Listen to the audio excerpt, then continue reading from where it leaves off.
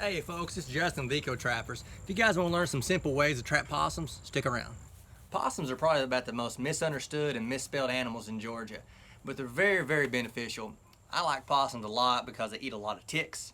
They eat snakes, bugs, slugs, snails, a variety of things. Most importantly, they eat all the dead and dying animals that would otherwise be laying on top of the ground, spreading disease, and smelling like you know what. And the best part about possums is they do this all on the night shift. So most of the time we never even see these guys, and it's probably pretty good because they are some of the most ugly critters that you'll see in the woods in Georgia. But just like anything that's kind of ugly that's beneficial, you still keep them around, right? Everybody has somebody in their life or that they work with that's hard to look at and maybe just downright ugly, but they're handy, so we keep them around. Now don't ask my wife who that person is in her life because I don't want to know. Well, the first question is your nuisance animal a possum? It could be as simple as you coming home from work and you see a possum running out of your trash can or on your porch eating the leftover dog and cat food. Or they could be making noise in your attic, scurrying around, or up under your house. Your dog should be waking you up in the middle of the night barking at air vents or barking outside at an unknown animal. You might have some unusual odors or smells in and around your house. Good idea is look around your foundation, see if there's any burrows going under your home, or get up on your roof and along your soffit and see if there's any holes in the builder's gap or in the soffit that allow the animals to access your attic. If you got trees that grow around your house that's tall enough to allow an animal to jump or climb onto your roof, that's going to probably be a possum or a raccoon that's causing your issues. If you have poultry, you might go to your chicken coop and find headless chicks with only their craw eaten out and the rest of the bird left intact. That's pretty indicative that it's a possum that's doing that. So what can you do? Well, the first step is the trap, and what I would suggest is trapping until you don't catch anything for about a week. After that point, clean up your property, seal up all your holes that you might have around your house, and you should be good for a while. So with that being said, let's go set some traps. Alright, today I'm just going to be showing how to use two types of live traps. We're not going to cover leg holds, conibears, snares, or anything like that, just these two simple types of traps. This is my preferred method. This is an easier version of that method.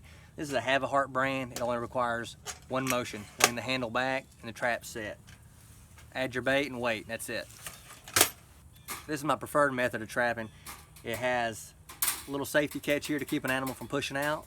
You just raise it up, push in the door, and raise it up. Now, there's a small little trigger. It might be hard to see on the video, but on your own trap it'll make plenty of sense. You just move this trigger back and forth. You see the pan going up and down in the back? The weight of this door holds the trigger in place on this little roller pin, and when an animal steps in the trap, steps on the pan, the door shuts. It's that simple. So just set the door up, set your trigger, put your bait, and wait. Alright, one tip about setting these traps is you don't want to just set them on top of the ground like this, and see how wobbly it is? An animal's not going to walk in this trap if it's wobbly. You want to clear out any debris, rocks, pine cones. I like to take the trap and move it back and forth on the ground. And I work it in really good. And if it's still a bit wobbly, I'll put a stake on each side to kind of sandwich the trap in so it doesn't wobble, or push it up against a tree and lean some branches, some kind of rock or something against the trap so it's a little bit more solid and an animal won't be hesitant about going inside. Now, as far as bait goes, there's a couple of different kind of baits. If you're trapping possums, they are an omnivore. They'll eat anything. So what I like to do is start slow and trap them with pieces of tomato, lettuce, melon, stuff like that. And if they don't bite on that, I prefer just some peanut butter with a little bit of cat food, sprinkle it around outside the trap and bring them in. If that doesn't work, you need to bring in the big guns and get you a can of sardines, sprinkle the juice around the trap, and then wire the can to the back of the trap so an animal can't reach in and pull it out or toss it and turn it around. The reason I like to start with something like tomatoes first is because possums are attracted to anything that they can eat.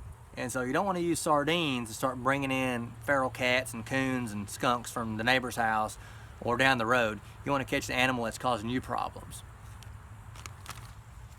Now, as far as trap placement, it don't really matter where you place a trap. Animals like possums aren't A to B type travelers. They just meander around wherever their nose leads them. So if you're trapping in a general area where you're seeing possums, in a couple of days you'll catch one. One thing I like to do with these big box traps is on the back of the trap I keep a piece of wire. All you need to do to release an animal or add bait is undo the wire and the whole back of the door falls down. This makes it easy if you want to put sardines or cat food or anything in the back and you want to wire it to the back of the trap. That way it stays in the trap and doesn't get tossed around when the animal's messing with it. And it makes letting an animal loose a cinch. You can just undo the wire, drop the door and walk away and let the animal go out on its own.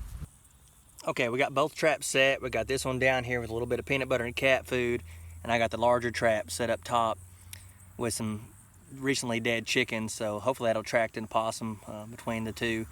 Normally, like I said, I like to start with some vegetable matter, things like that, but since we got possums coming in every couple of days killing our chickens, I need something a little more enticing than lettuce and tomato when they're already chasing down a hot meal over there. So we're going to let these traps rest and come back and check them in the morning.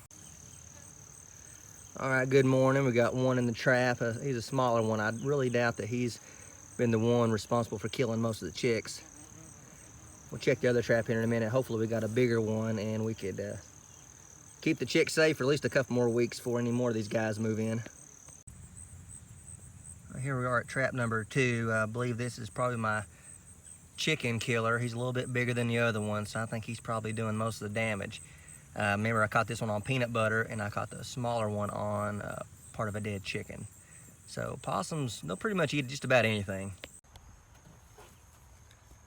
All right, folks, we got a couple in the trap, so it gives us a few options. 1, relocation. 2, euthanization. And 3, now depending on what state you live in, it might influence your choices, but for today, what we're gonna do is relocate these guys down the road, so let's hop in. All right, guys, we're several miles down the road from my house and a pretty good ways from anybody else's house, so that's the key thing. You wanna get these guys far enough away from your house, they're not gonna cause a problem, and far enough from anybody else's so you're not causing them the same problem. Got 2 kind of traps we talked about earlier, how to set these traps, and this is the idiot-proof trap. It's fairly foolproof, literally. But the only kicker is when you open up this handle, let the animal out, sometimes an animal might trip that pan and close the door on itself. If that happens, you might just want to flip it back and put your foot on it, your hand. I've been trapping these kind of animals for over 20 years, and I've never had an animal get released from a trap and turn around and like square up on me. So you don't have to worry about anything with these animals.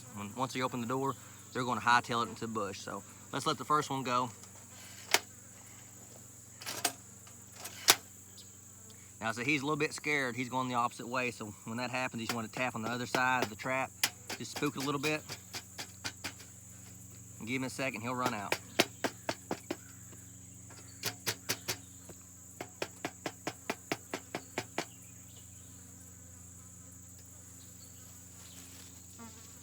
All right, there's one down. Like I said, super simple. His other trap, as I showed you, I like to keep a little piece of wire in the back. This is more of a heavy-duty trap. You can catch anything in this trap. The kicker is if you got a skunk or something like that, you can let it go by just taking your tin snips or your Leatherman and just snipping the wire and let the door fall and walk away. But an animal like this is not going to bother you. You just can do it by hand. Let the door fall and let them go. As always, guys, I appreciate y'all tuning in and watching. And if there's anything specific you want to see, just shoot me an email and we'll try to tailor a video to your needs. Thanks.